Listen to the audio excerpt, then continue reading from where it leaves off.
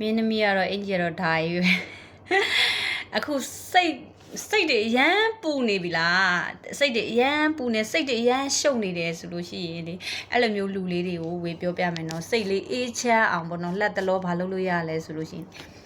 အပေါ်မှာဖွင့်လို့ရတဲ့ရေဘိုက်တွေရှိလားအဲ့လိုမျိုးရေပန်းတွေလေအဲ့လိုမျိုးရှိလို့ရှိရင်ရေပန်းရှိအဲ့လိုမျိုးရေပန်းရှိအဲ့လိုမျိုးရေနဲ့ပေါ့နော်တွားချိုးပလိုက်တကယ်လို့မရှိဘူးကို့မှာချောင်းပဲရှိတယ်ဆိုရင်ချောင်းထဲကိုခုန်ချပလိုက်ဘုံနဲ့ဆိုငငယ်တုန်းကလို့လေကျမတို့လေတည်ရမလားငငယ်တုန်းကချောင်းထဲမှာဘုံနဲ့ဆိုရေတွေကူရလေဘလောက်ကောင်းလဲဆိုရင်တည်ရမလားအဲ့လိုမျိုးစိတ်ညစ်နေတဲ့ကို့မှာစိတ်တွေရန်တော့ကားတွေရန်များနေတယ်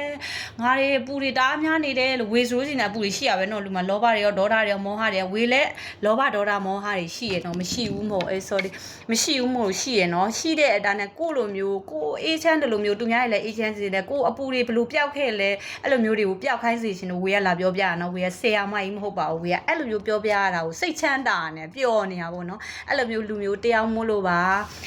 ဝေကိုချစ်တယ်ဆိုတော့တိခံပြီးကြည်ပြီးတော့ကြပါတော့ကို့မှာစိတ်တွေအပူတွေတားများနေတယ်လင်ပူတားဘူးမရဘူးအာကျွေးဘူးငွေပူတည်ရမှာငွေတွေမရလို့ပူတော့အပူတွေဘာပဲပူပေါ့နော်ရေလေးနဲ့ထိတွေ့လိုက်ရေလေးတွေမြေဓာတ်ကြီးလေးပါးနဲ့ထိတွေ့ရတယ်ဆိုတာဓာတ်ကြီးလေးပါးရေလေးနဲ့ထိကြည့်လိုက်ပေါ့နော်ရေလေးနဲ့ရေကိုဖွင့်ချပလိုက်ဘိုးဆိုခေါင်းကနေစပြီးခေါင်းတွေရှော့တည်ရမလားအဲ့လိုမျိုးပြီးလို့ရှိရင်ရေပန်းတွေလည်းမရှိဘူးရေချိုးကန်တွေလည်းမရှိဘူးရေဘုံတွေလည်းဘာမှမရှိဘူးဆိုရင်တော့ရေကော်ချိုးရတဲ့လူဆိုရင်လေခေါင်းကိုရေလိုဘုံကော်ချိုးကခေါင်းမချိုးရင်တောင်မှဝေးဆိုဒီနေ့မနေ့ဆိုရင်ခေါင်းနေချိုးရမဟုတ်ဒီလိုမျက်နှာနေဟိုလောင်းလိုက်တာကမှစိတ်တွေအေးချမ်းပြီးကောက်လိုက်တာရေချိုးရတာစိတ်ကြမ်းတာတဲ့အထိချိုးပလိုက်တာဒီမှာရေဘလောက်ကုံတော့ပေါ့နော်ရေကကုံတော့ပြန်ဖောက်ချလိုက်လို့ရတယ်လေအဲ့လိုမျိုးပေါ့နော်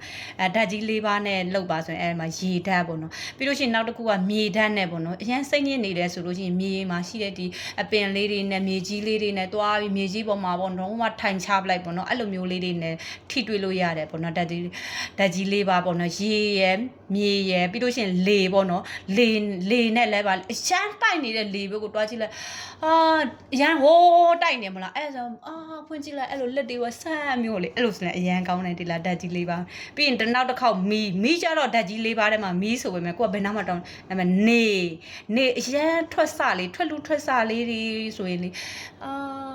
နေတာလေးခံလိုက်အဲ့လိုမျိုးအဲ့ဆိုအရန်စိတ်ချမ်းသာတယ်ဒီလားအဲ့ဒါလေးနောက်တစ်ခုကနေဝင်တဲ့ခါမှာလည်းလှုပ်လို့ရနေဝင်စီးစားလေးကိုကြည့်ပြီးတော့စိတ်လေးခံစားအေးချမ်းမျိုးလေးတည်ရမလားအဲ့လိုလေးနေကြည့်ပါလို့တကယ်စိတ်ချမ်းသာတယ်ပေါ့နော်တဘောဝါနဲ့ထိတွေ့တယ်လို့လည်းခေါ်တယ်ပေါ့နော်ဒါမဲ့ဓာတ်ကြီး၄ပါးနဲ့ထိတွေ့တယ်လို့လည်းခေါ်တယ်ပေါ့နော်အဲ့လိုလေးတွေလုပ်ကြည့်အရန်စိတ်